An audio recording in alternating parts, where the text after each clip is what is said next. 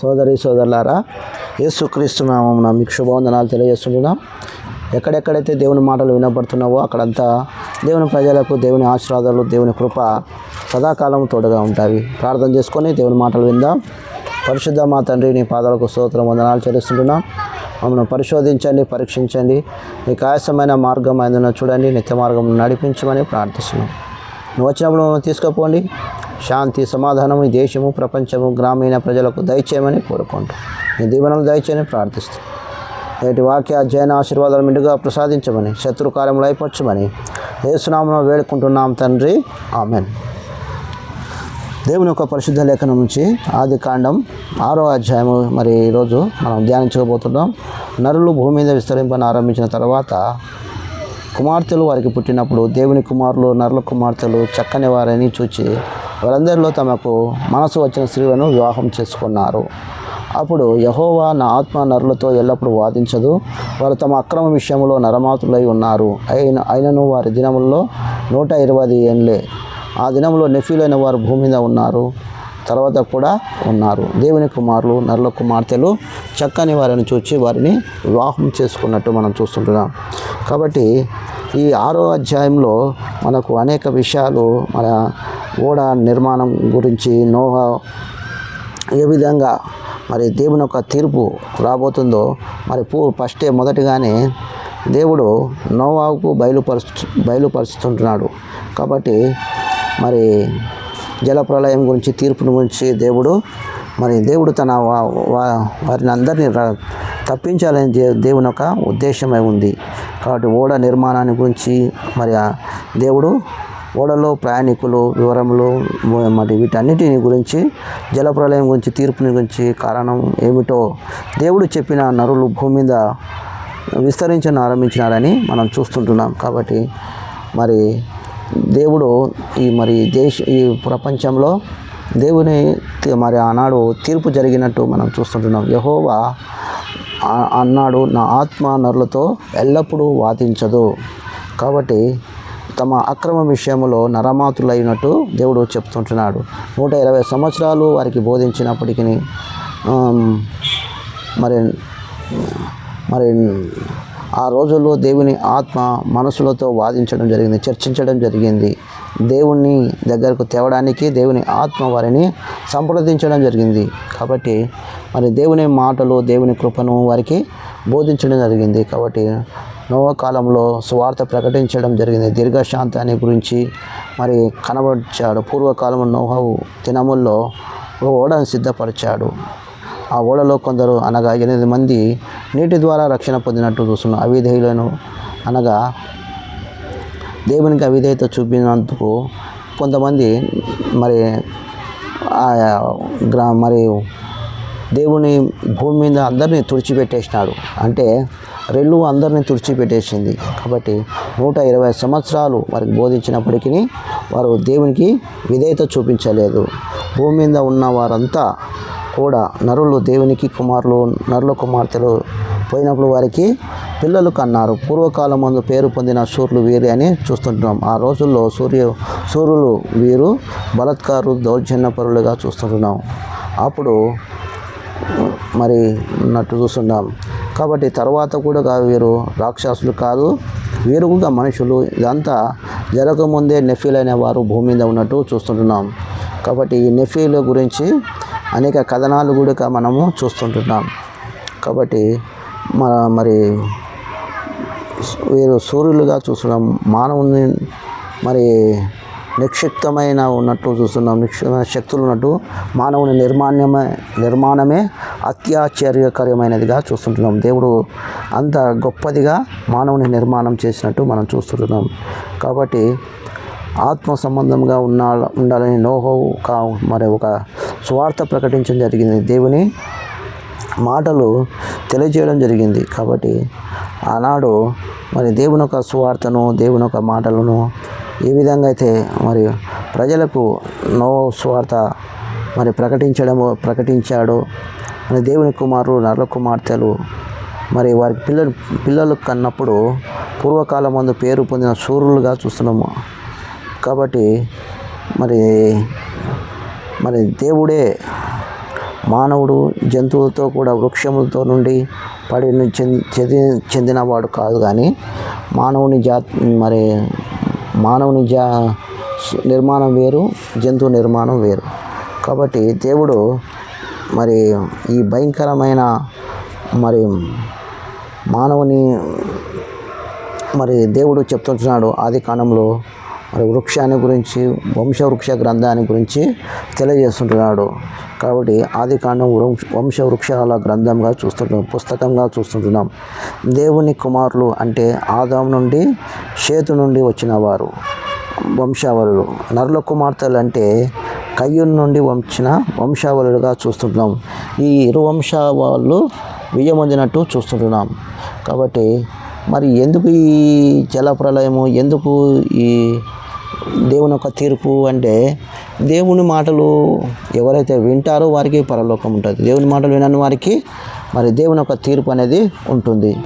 కాబట్టి దేవుని యొక్క పరిశుద్ధ లేఖనంలో మనం చూసినట్లయితే, యెహోవా నేను సృజించిన నరులతో కూడా జంతువులతో కూడా పురుగులను, ఆకాశ పక్షులను భూమి మీద ఉండకుండా తుడిచివేసేదను. ఏనగా నేను వారిని సృజించినందుకోసము సంతాపం నొందుచున్నాను. అయితే నోవహు యెహోవా దృష్టికి కృప పొందినవాడుగా చూస్తుంటున్నాం. దేవుని కృప ఆశీర్వాదము, నమ్మకత్వము ఉన్నట్టు చూస్తుంటున్నాం. కాబట్టి నోవహు వంశావళి ఇదే. నీతిమంతుడు తన తరంలో నిందారహితుడుగా ఉన్నట్టు నోవహు దేవునితో కూడా నడిచిన వాడుగా చూస్తున్నాం. షేము, హాము, యాపెతు ముగ్గురు కుమారులు నోవహుకున్నట్టు చూస్తున్నాం. భూలోకమందు దేవుని సన్నిధి నుండి చెడిపోయినట్టు భూలోకం బలాత్కారం చేత నిండి ఉన్నట్టు చూస్తుంటున్నాం. దేవుడు భూలోకంను చూసినప్పుడు అది చెడిపోయి ఉండేను. భూమి మీద సమస్త శరీరులు తమ మార్గమును చెరిపివేసుకొని ఉన్నారు. కాబట్టి ఈ రోజున మనం చూస్తున్నాం, అనేకలు చెడిపోవడము, భూమి మీద దేవుడు మాట వినక దేవుని తీర్పును గురి అయ్యేవారుగా ఉంటారు. కాబట్టి దేవుడు చెప్తుంటున్నాడు, అనేక పట్టణాల్లో, దేశాల్లో, ప్రపంచంలో దేశ జనాభా పెరిగిపోతుంది. ఆ జనాభాకు ఆ రోజుల్లో పెరిగిపోయినట్టు ఈ రోజుల్లో కూడా ఆ జనాభా పెరిగిపోతుంది. కిక్కిరిసిపోతున్నారు జనాలు. కాబట్టి దేవుని యొక్క తీర్పు ఆనాడు వచ్చినట్టు ఈరోజు కూడా దేవుని యొక్క తీర్పు రాబోతున్నట్టు మనం చూస్తుంటున్నాం. 13వ వచనంలో దేవుడు నోవహును సమస్త శరీరంలో మూలంగా భూమి బలాత్కారంతో నిండి ఉండేది కనుక నా సన్నిధి వారిని అంతము వచ్చి ఉన్నది. ఇదిగో వారు భూమితో కూడా నాశనము చేసేదను. చిదిసారపు మ్రాను నీ కొరకు ఓడను చేసుకొనము. అరలు పెట్టవలను. నీవు దాన్ని చేయవలసిన విధానం ఏదనగా ఆ ఓడ 300 మూరల పొడుగు, 50 మూరల వెడల్పు. ఆ ఓడ కిటికీకి పైకి నుండి మూరెడు, కింద అంతస్తు, 2వ అంతస్తు, 3వ అంతస్తుగా దాన్ని చేయవలెను. కాబట్టి దాన్ని చేసే విధానాన్ని దేవుడు ఆదాముకు నోవాకు తెలియజేస్తుంటున్నాడు. కాబట్టి సోదరులారా, కీలు పుయ్యాల అనగా జిగట అంటే నీరు లోపలికి రాకుండా దాన్ని సిద్ధపరచాలని దేవుడు కోరుతున్నాడు. కాబట్టి ఆ రోజుల్లో బహిరంగంగానే అందరూ చూడగానంటూ దేవుని నమ్మండి, ఇది నిజమే అని దేవుని శిక్ష రాబోతుందని అనేకులకు నోవహు తన స్వార్థను, దేవుని ప్రభువును గురించి తెలియజేయడం జరిగింది. కాబట్టి సృష్టికర్తను గురించి మర్చిపోయారు. ఆనాడు సరైన దారి నుండి తొలగిపోయి దేవుడు నోవహుతో అన్నాడు, సమస్త శరీరుల మూలంగా భూమి బలాత్కారంతో నిండి ఉన్నది కనుక నా సన్నిధి వారి అంతము వచ్చి ఉన్నది. కాబట్టి దేవుని సన్నిధానంలో వారి అంతము చూస్తూ ఉంటున్నాం. కాబట్టి దేవుని యొక్క అంతము, దేవుని యొక్క తీర్పు రాకూడదని వస్తే ఎట్లా ఉంటుందంటే చాలా భయంకరంగా ఉన్నట్టు చూస్తుంటున్నాం. కాబట్టి కయ్యూను, హేబేలు 2 మానవతా విభాగం నుంచి ప్రతి విధానం వారు చూస్తుంటున్నాం. దేవుడు ప్రతి జాతులుగా వారిని చేసినట్టు చూస్తున్నాం. కాబట్టి కయ్యూను ఆత్మ సంబంధి, హేబేలు ఆత్మ సంబంధి, కయ్యూను శరీర సంబంధిగా చూస్తున్నాం. కాబట్టి కయ్యూను మంచి మార్గాన్ని, పరలోక మార్గాన్ని తెలియజేసేవాడు. మరి ఏబేలు మంచి మార్గాన్ని, మరి దేవుని విధానాలను తెలియజేసేవాడు. మరి కయ్యూను ఈ లోక సంబంధిగా చెడు వ్యసనాలకు, చెడు మార్గాన్ని మనిషిని నడిపించేవాడిగానే చూస్తుంటాం. రెండు విధాలుగా ఈ ఇద్దరు వ్యక్తులను చూసినప్పుడు మనకు అర్థమవుతుంది. కాబట్టి ఇద్దరును రెండు విభిన్నమైన ప్రతినిధులుగా చూస్తున్నాం. ఇద్దరు రెండు మానవతా విభాగాలుగా చూస్తుంటున్నాం. కాబట్టి కయ్యూను నశించిన మానవునికి, హేబేలు రక్షిత ప్రజలకుగా చూస్తుంటున్నాం. కాబట్టి సోదరులారా, ప్రాచీన మరి అందరికీ తీర్పు, మరి ఆ రోజుల్లో భక్తిహీనులుగా భక్తిహీనులైన వారికి దేవుని ఒక తీర్పు వచ్చినట్టు చూస్తుంటున్నాం. కాబట్టి ఓడ చేయాలంటే మరి ఎంతో విశ్వాసము ఉండాలి. కాబట్టి మరి దేవుని యొక్క విశ్వాసాన్ని, దేవుని యొక్క కృపను మనము చూస్తుంటున్నాం. కాబట్టి దేవుని యొక్క ప్రేమను దేవుడు మనకు ఆ రోజుల్లో అనేక విధాలుగా దేవుడు మాట్లాడినప్పుడు అక్కడ ఓడ నిర్మించడం జరిగింది. ఉన్నప్పుడు ప్రజలందరూ దేవుడిని చేసేది అనగా మానవుని వ్యవహారంలో దేవుడు జోక్యం చేసుకుంటాడని గ్రహించాలి. కాబట్టి దేవుడు అందరూ దేవుని దగ్గరికి రావాలని దేవుడు కోరాడు. కాబట్టి దేవుని యొక్క పరిశుద్ధ లేఖనంలో చూసినట్టయితే ఇక్కడ 18 నుంచి చూసినట్టయితే, 17 నుంచి చూసినట్లయితే, ఆదాముతో నీవు నీ భార్యతో తినవద్దని నేను నీకు ఆజ్ఞాపించిన వృక్షఫలం తింటివి కనుక నీ నిమిత్తం నేల శపింపబడి ఉన్నది. ప్రయాసతోనే నీ బ్రతికేదవు, దినములన్నిటి నీవు తినేదవు అని ఆదాముతో దేవుడు హెచ్చరించాడు. కాబట్టి అదే ఈ రోజుల 6వ అధ్యాయంలో కూడా మనము ఇలా చూస్తుంటాం. 17వ వచనంలో, ఇదిగో నేను జీవం గలుగా సమస్త శరీరం ఆకాశము క్రింద ఉండకుండా నాశనం చేసేదను, భూమి మీద జల ప్రవాహము రప్పించేదను, లోకమందున్న సమస్త చనిపోవును. అయితే నీతో నిబంధన చేసేదను, నీవు నీతో కూడా నీ కుమారులు, నీ భార్యను, నీ కోడలను ఓడలో ప్రవేశించవలెను. కాబట్టి దేవుడు రప్పించేది జలప్రలయంగా చూస్తుంటున్నాం. దాని ద్వారా భూమి మీద ఉన్న అన్నీ చనిపోతున్నాయి, కానీ చేపలు మాత్రం అందులో చేర్చలేదు. కాబట్టి 2 చొప్పున 20 వచనంలో, నీవు వాటి బ్రతికించి ఉంచుకున్నట్టుగా వాటి జాతుల ప్రకారము పక్షులను వాటి జాతుల ప్రకారము, జంతువులను వాటి జాతుల ప్రకారము, నేలను ప్రాకు వాటన్నిటిలో ప్రతి దాని 2 చొప్పున నీ యొద్దకు తీసుకొని వచ్చాను. అవి వస్తాయి. కాబట్టి తినడానికి నానా విధములైన ఆహారములు కూర్చుకొనము, నీ దగ్గర ఉంచుకొనము, అవి నీకును వాటికి నీ ఆహారమై ఉండునని నోవతో అన్నట్లు నేను దేవుడు తనకు ఆజ్ఞాపించిన ప్రకారము సమస్తము చేసి ఉంటున్నాడు. కాబట్టి జంతువులు రాలేదే అని నోవహు బాధపడలేదు. కానీ ఎవరైతే ఇంకా నశించిపోతున్నారే, దేవుని దగ్గరికి రావడం లేదే అని దేవుడు బాధపడుతుంటున్నాడు.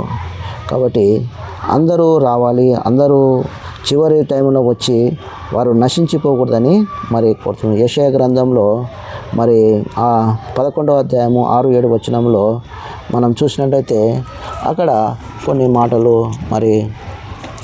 చూసినట్టయితే దేవుడు ఆయన ప్రేమ ఎటువంటిది, ఆయన కృప ఎటువంటిదో మనం చూస్తూ ఉంటున్నాం. కాబట్టి సోదరులారా, ప్రతి ఒక్కరిని ఆయన రక్షించాలని దేవుడు కోరుతుంటున్నాడు. కాబట్టి తోడేళ్ళు గొర్రెపిల్ల యొద్ద వాసం చేయును, చిరుతపులి మేకపిల్ల యొద్ద పడుకొనను, దూడ కొదమసింహం పెంచబడి కోడే కూడుకొనగా బాలుడు వాటిని తోలును, ఆవులు ఎలుగుబండ్లు కూడి మేయును, వాటి పిల్లలు ఒక్కచోటనే పడుకొనును, ఎద్దు మేయునట్లు సింహము గడ్డి మేయును. కాబట్టి పూర్వం నోహ దినంలో ఒకదాన్ని ఒకటి చంపుకున్నట్టు లేదు. కాబట్టి అటువంటి దినాలు దేవుని రాకడ సమయంలో తిరిగి రాబోతున్నట్టు చూస్తుంటున్నాం. కాబట్టి దేవుడు తన కృప, తన ప్రేమను వెల్లడిపరచబోతున్నాడు. కాబట్టి ఆయన ప్రేమను నిర్లక్ష్యం చేయకూడదు. ఆయన కృపను మనం ఎల్లప్పుడూ ధ్యానించుకుంటూ ఆయన చెప్పినట్టు వినాలని దేవుడు కోరుతూ ఉంటున్నాడు. కాబట్టి 3వ అధ్యాయము 1 పేతురు 18-19 వచనాల్లో దేవుని దీర్ఘశాంతం ఇంకా కనిపెట్టుచున్నప్పుడు పూర్వకాలం నో దినముల్లో ఓడను సిద్ధపరచి ఉండగా అవిధేయులైన వారికి అనగా చెరలో ఉన్న ఆత్మల యొద్దకు అనగా ఆయన ఆత్మస్వరూపిగానే వెళ్ళాను వారికి ప్రకటించాను. ఆ ఓడలో కొందరు అనగా 8 మంది నీటి ద్వారా రక్షణ పొందినారు అని చూస్తుంటున్నాం. కాబట్టి దేవుడు నీటి ద్వారా ఆనాడే వారికి బాప్తిసం అనగా రక్షణ అనేది వారు చూస్తూ ఉంటున్నారు. సోదరి సోదరులారా, దేవుని యొక్క పరిశుద్ధ లేఖనంలో యూదా గ్రంథం మరి పత్రికలో మనం చూస్తున్నాం. అక్కడ కూడా దేవుని మాటలు 14-15 వచనంలో మరి ఆదాము మొదలుకొని 7వ వాడైన హానోకు కూడా వీరిని గూర్చి ప్రవచించి ఇట్లా నేను ఇదిగో అందరికీ తీర్పు తీర్చుటకై వారిలో భక్తిహీనులైన అందరూ భక్తిహీనులుగా చేసిన వారి అందరికీ భక్తిహీనుల క్రియలన్నిటిని గురించి భక్తిహీనులైన పాపను తనకు విరోధంగా చేసిన కఠినమైన మాటలన్నిటిని గుర్చియు వారిని ఒప్పించుటకు ప్రభువు తన వేవేల పరిశుద్ధుల పరివారుతో రాబోతుంటున్నాడు. కాబట్టి ఆయన రాకముందే నువ్వు ఏ లోకం విడకముందే దేవుని మాటలు గ్రహించాలని కోరుకుంటూ ఈ ప్రార్థన చేసి ముగించుకుందాం.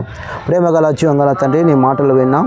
ఆ సత్యాన్ని మాకు ప్రజలకు దయచేసినందుకు స్తోత్రం చెల్లిస్తూ శత్రుకార్యంలో అయిపోయి దూరపరచుమని యేసు నామమున ప్రార్థించి అడివేడుచున్నాం మా తండ్రి. ఆమేన్.